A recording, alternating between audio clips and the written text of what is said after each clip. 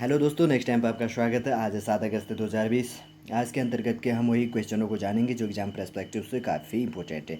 इससे पहले कि आज के हम करंट अफेयरों की शुरुआत करें, यदि आप मेरे टेलीग्राम चैनल से जुड़ना चाहते हैं तो आप नेक्स्ट टाइम पर टेलीग्राम चैनल पर जाइए और नेक्स्ट टाइम को सर्च कीजिए और मेरे टेलीग्राम चैनल से भी आसानी से जुड़ सकते हैं। यदि आप मेरे फेसबुक ग्रुप से भी जुड़ना चाहते हैं तो आप फेसबुक पर जाकर नेक्स्ट टाइम को सर्च कीजिए, वहाँ पर भी आसानी से जुड़ सकते हैं। चलिए दोस्तों, आपका ज़्यादा टाइम ना लेते हुए हम आगे बढ़ते जानते हैं कि आज के इंपॉर्टेंट क्वेश्चन कौन सा। आज का पहला क्वेश्चन है, विशेष कोड टू विन पुस्तक के लेखक कौन बने हैं। ठीक है, क्वेश्चन आपके लिए रिपीट करते हैं। विशेष कोड टू विन पुस्तक के लेखक कौन बने। 4 ऑप्शन इसके अंतर्गत दिया गया। पहला है रविलाल, दूसरे हैं निरुपमा यादव, तीसरे हैं सतीश चंद्र, ऑप्शन डी है दीपक रावत। ठीक है, इसके अंतर्गत का राइट आंसर कौन सा है, ऑप्शन बी निरुपमा यादव जी के द्वारा क्या लिखा गया, विशेष कोड टू विन पुस्तक लिखा गया। चलिए, आपको समझ में आ गया। आगे बढ़ते हैं। आज का दूसरा क्वेश्चन, हाल ही में किस देश में अमोनियम नाइट्रेट का ब्लास्ट हुआ। अमोनियम नाइट्रेट की बात करें तो NH3, इसका फॉर्मूला क्या होता है, NH4NO3। ठीक है, अमोनियम नाइट्रेट क्या होता है, इसका फॉर्मूला NH4NO3। यहाँ पे लिख देता हूँ, NH4NO3 क्या होता है, अमोनियम नाइट्रेट का फॉर्मूला होता है। इसका रिसाव अभी पर ब्लास्ट हुआ है, जिसके कारण ये कौन से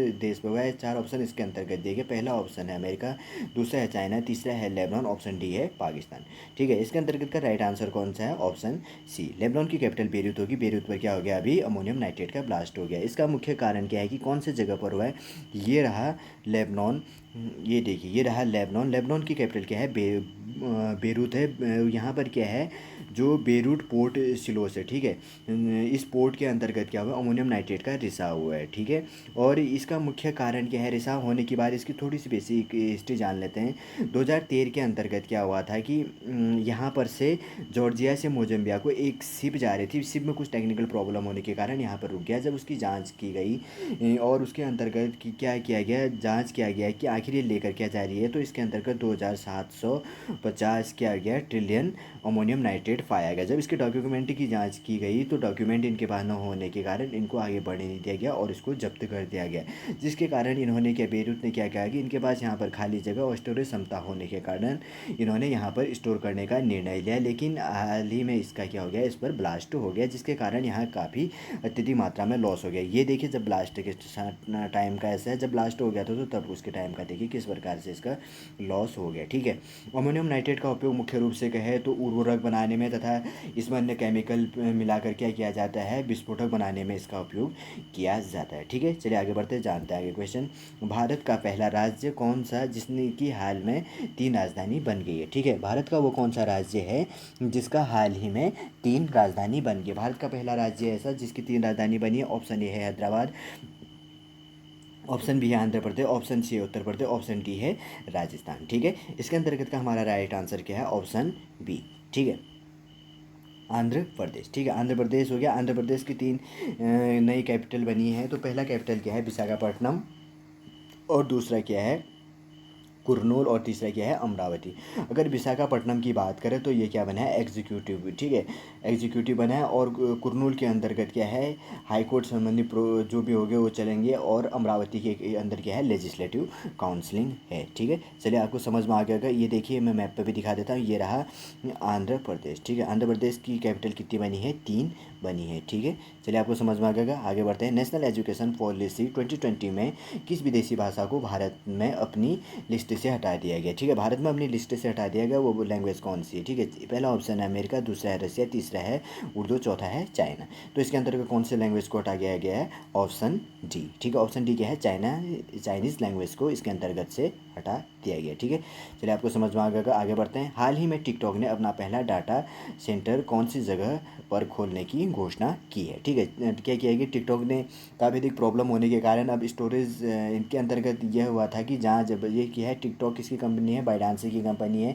इस पर क्या आरोप लगा था कि यह अपने क्या है डाटा चाइना को देता है, जिसके कारण क्या होती है, काफ़ी अधिक मात्रा में डाटा लीक हो जाता है। इसी के कारण क्या हुआ, इसमें काफ़ी अधिक मात्रा में संकट दिखाई दिए और भारत ने इस पर भी बैन कर दिया। और अमेरिका ने भी क्या किया, इसमें कुछ समय बाद बैन करने का भी निर्णय लिया। इसी आधार पर क्या किया है कि इसने अपना स्टोरेज जो भी डाटा है उसको स्टोर करने के लिए एक जगह देश का चयन किया गया है, वहाँ पर क्या किया जाएगा, स्टोर किया जाएगा।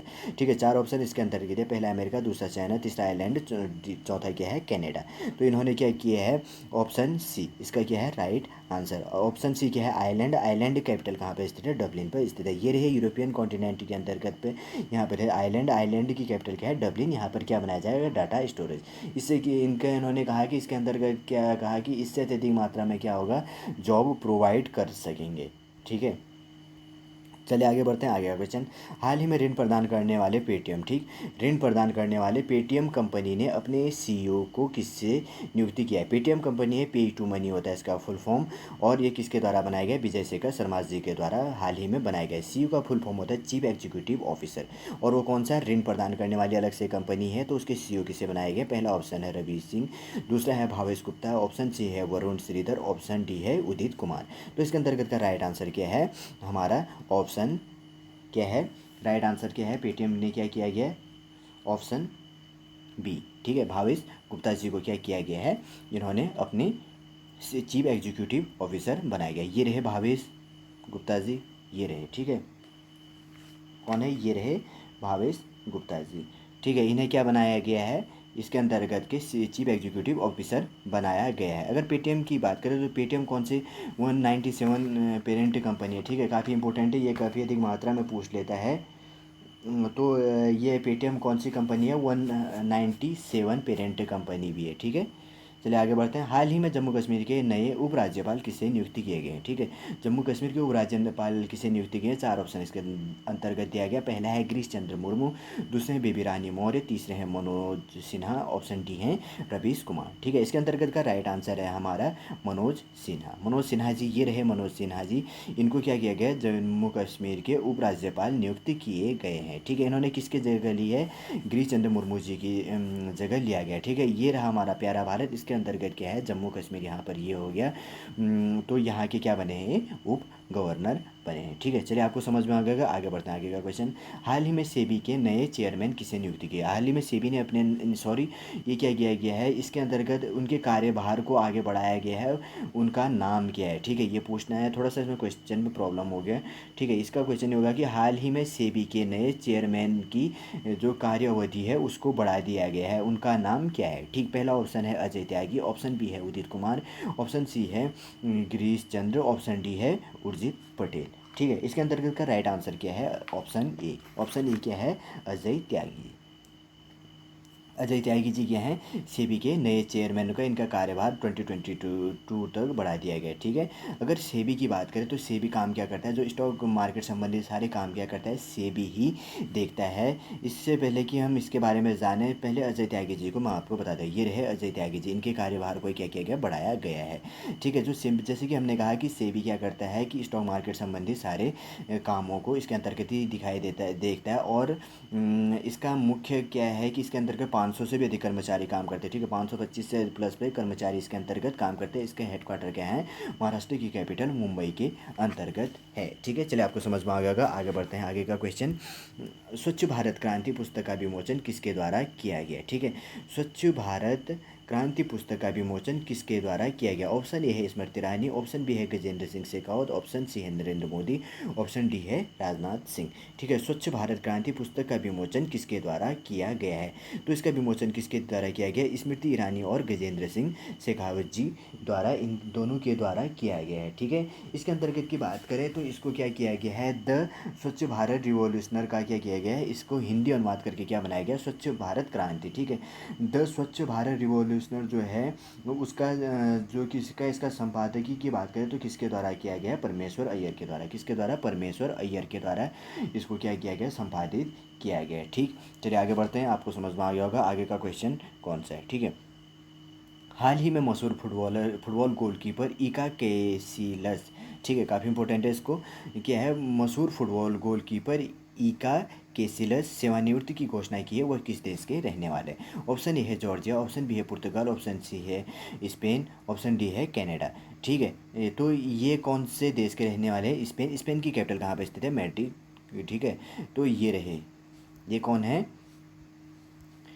इका केसिलस। ठीक है, इका केसिलस, इन्होंने 700 से भी अधिक मैचों को खेला है और ये क्या है, फुटबॉल गोल कीपर हैं। ठीक है, इन्होंने क्या किया, सेवानिवृत्ति लेने की घोषणा की है। ठीक है, चलिए आपको समझ में आ गया। आगे बढ़ते हैं, हाल ही में भारत के किस राज्य में थेंजाल गोल्फ रिजॉल्ट परियोजना का उद्घाटन किया गया? किस राज्य पर थेंजौल गोल्फ रिजॉर्ट परियोजना का उद्घाटन किया? पहला ऑप्शन है उत्तराखंड, दूसरा है सिक्किम, तीसरा है त्रिपुरा, ऑप्शन डी है मिजोरम। ठीक है, इसका राइट आंसर क्या है? Option D. ठीक है, मिजोरम। मिजोरम की कैपिटल कहाँ पर स्थित है? एजोल। यहाँ इसके अंतर्गत क्या किया गया? थेंजौल गोल्फ रिजॉर्ट परियोजना का उद्घाटन किया गया है। ठीक है, इस परियोजना को क्या कहा गया है? न्यू इको टूरिज्म के लिए एकीकृत तथा विकास के लिए किया गया, मंजूरी दी गई है। ठीक है, अगर इसके डिज़ाइन की बात करें तो किसके द्वारा किया गया?